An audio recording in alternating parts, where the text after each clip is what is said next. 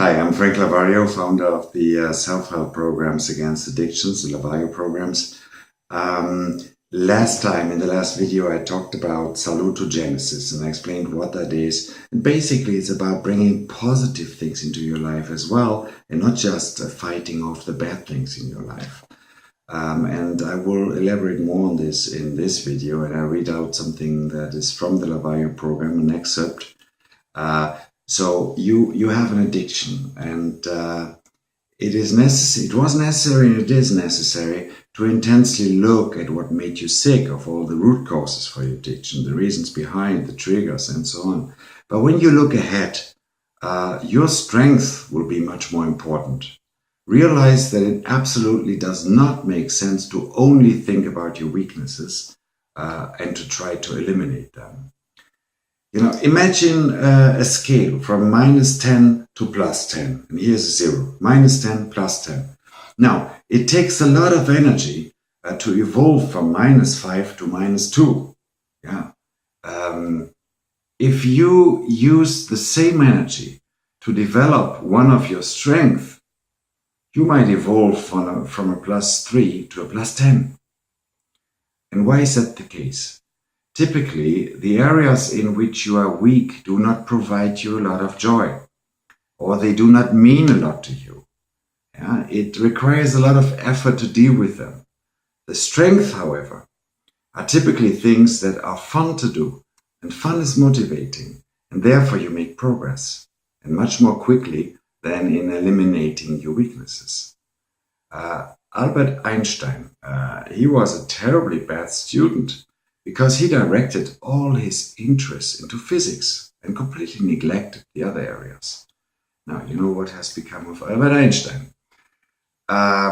Charlie Chaplin is another example, who carried away the audience with enthusiasm, had the reputation of being choleric and chaotic in his private life.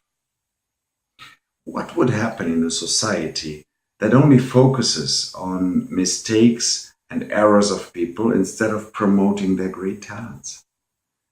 All people in the end would be on the same level of mediocrity. And do you know where you find such a society? Right here. Don't know where in the world you're watching this video now, but probably you live in one of these societies. It's cool. It is not so much about promoting talents, but rather counting mistakes and judging and giving bad marks accordingly. It is generally accepted that it is generally accepted that we should not make mistakes because we were all more or less raised and educated like this to avoid mistakes. Watch out, That is why we torment ourselves through life instead of accepting certain flaws and weaknesses and invest our energy into building on our strength. So be smarter. The worst flaws and weaknesses, in your case, everything that has to do with your addiction, you will need to improve, but without the expectation or claim to ever be perfect in that. Other weaknesses, you will just have to accept. On top of that, from today onwards, you will concentrate as much time as possible on your strength. And this is also part of salutogenesis, what I talked about in the last video already. You have probably already recognized your strength when you defined your aims of life. I'm thinking, well, I think I didn't make a mistake. I didn't make a video on that yet, because it's a crucial part of the Lavario program, defining your new aims of life. So I have to skip that here. But I would like to present now a list of questions that you can also use to help you recognize your strength. And if you, like many addicts, if you cannot admit to yourself that you do have strength, if you don't have enough self-confidence to say, hey, I do have strength, then please make a compromise with yourself and define strengths in the areas in which you are a little less weak than in others. Sometimes it's a necessary starting point if your self-confidence is really low. And unfortunately, with many addicts, that's the case.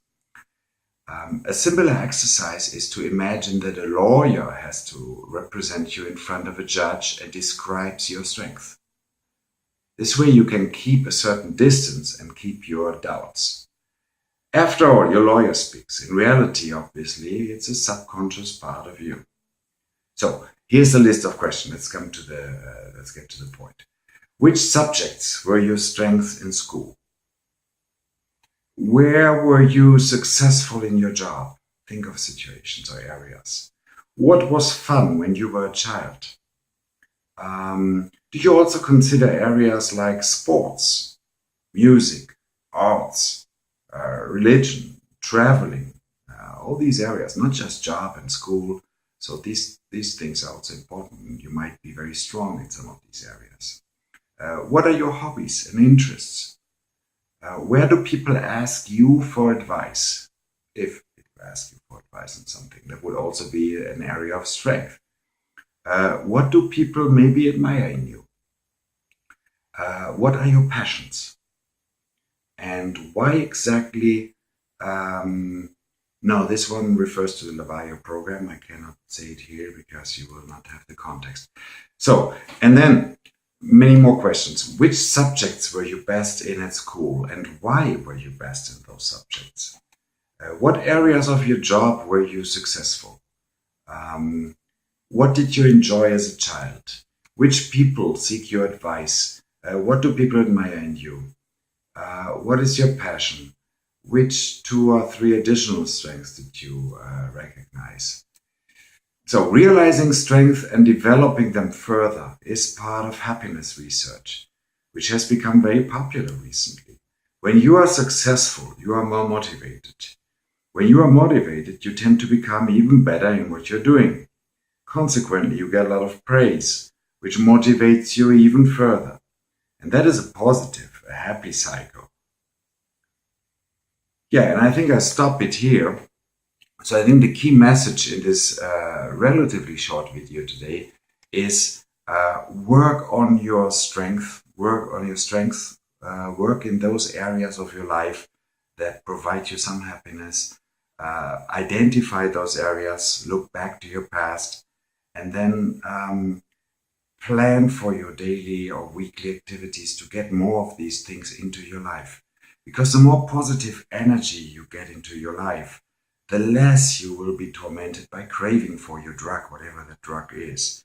So, as I said in the previous video, you cannot just try not to do things. Try not to think about your drug. Try not to take the drug. Try not only thinking about why am I doing all this crap.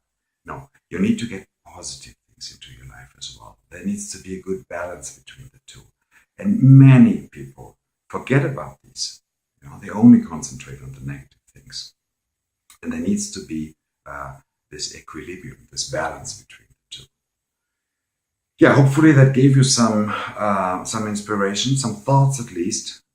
Maybe look at it again, write down some questions of those, and then really think about it. Yeah? And then in some of the next videos, I will talk more about the reasons, the underlying causes for an addiction. Yeah, I stop here. Thanks for your attention and hopefully see you again in one of the next videos. Bye-bye.